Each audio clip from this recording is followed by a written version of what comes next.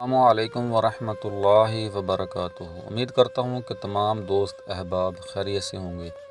تو ناظرین، آج کا ہمارا اگلا ٹاپک ہے 16واں مکتوب سالک اور مجذوب کے بیان میں۔ آج ہم اس کو بیان کریں گے۔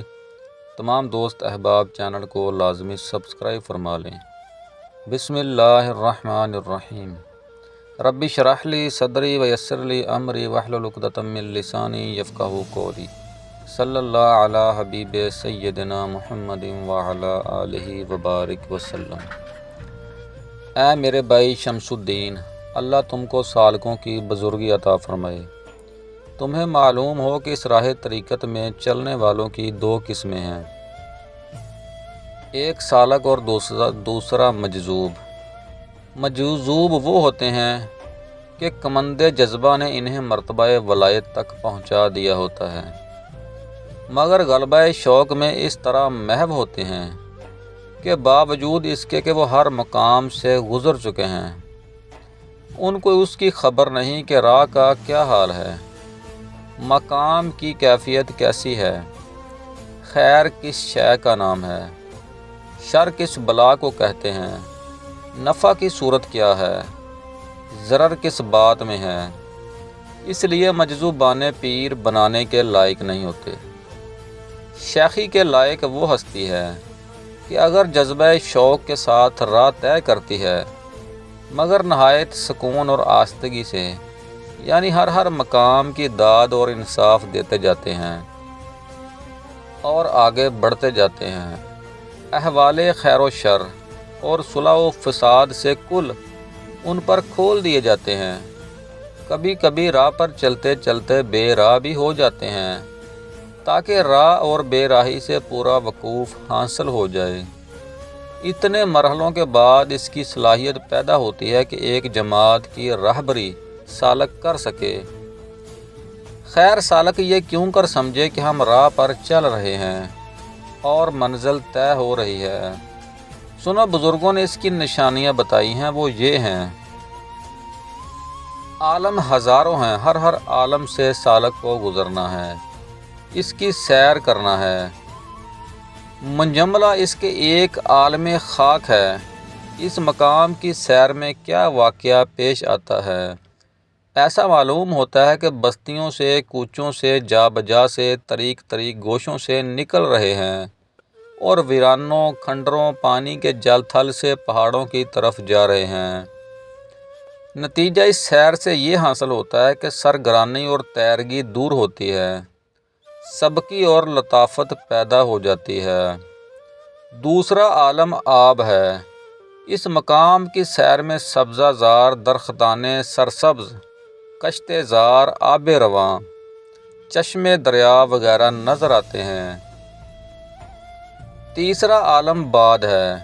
اس مقام کی سیر میں ہوا پر چلنا، اڑنا، بلندیوں پر جانا، وادیوں میں پرواز کرنا نظر آتا ہے۔ چوتھا عالم آتش ہے۔ اس مقام کی سیر میں چراغ، شعلے، آتش کدے دکھائی دیتے ہیں۔ پانچواں عالم افلاک ہے۔ اس مقام کی سیر میں سالک دیکھتا ہے کہ ہم ایک آسمان سے دوسرے آسمان کی طرف جاتے ہیں، اور یہ دیکھتا ہے کہ آسمان کس طرح پر چکر کھا رہا ہے اور فرشتے بھی نظر آتے ہیں۔ چھٹا عالم ملکوت کواکب ہے۔ اس مقام کی سیر میں ستارے، ماہ، خورشید، انوار اور اس کے مشابہ چیزیں نظر آتی ہیں۔ ساتواں عالم حیوان ہے۔ اس مقام کی سیر میں سالک ان مختلف حیوانات کی شکل کو دیکھتا ہے۔ جن چارپائے اور درندے کی صفتوں کو سالک نے دور کیا ہے۔ اس مقام میں قابل خیال یہ بات ہے کہ اگر سالک ان سباع و بہائم پر اپنے آپ کو غالب دیکھے تو یہ سمجھے کہ واقعی اللہ تعالیٰ نے ہمیں ان صفات سے نجات دی۔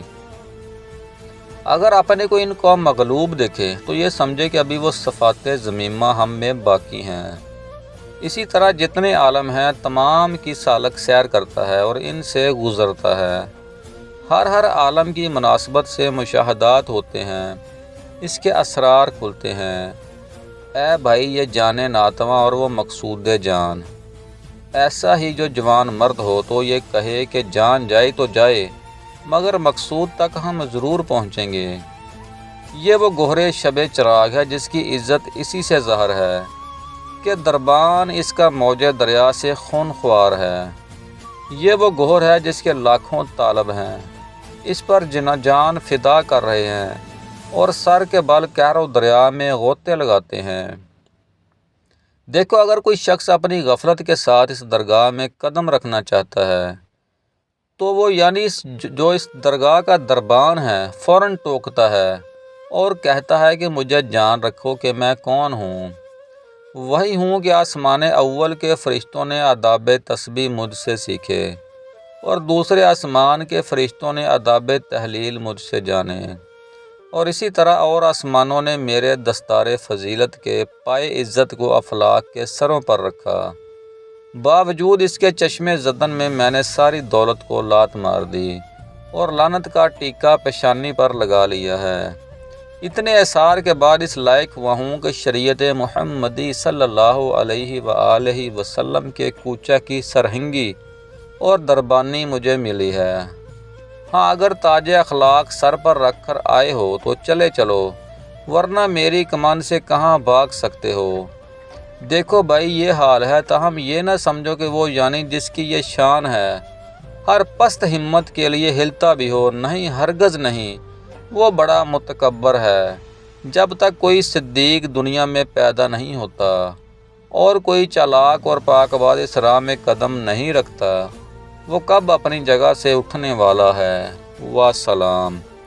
تو ناظرین، آج کا ہمارا 16واں مکتوب ختم ہوا۔ خوش رہیں، آباد رہیں۔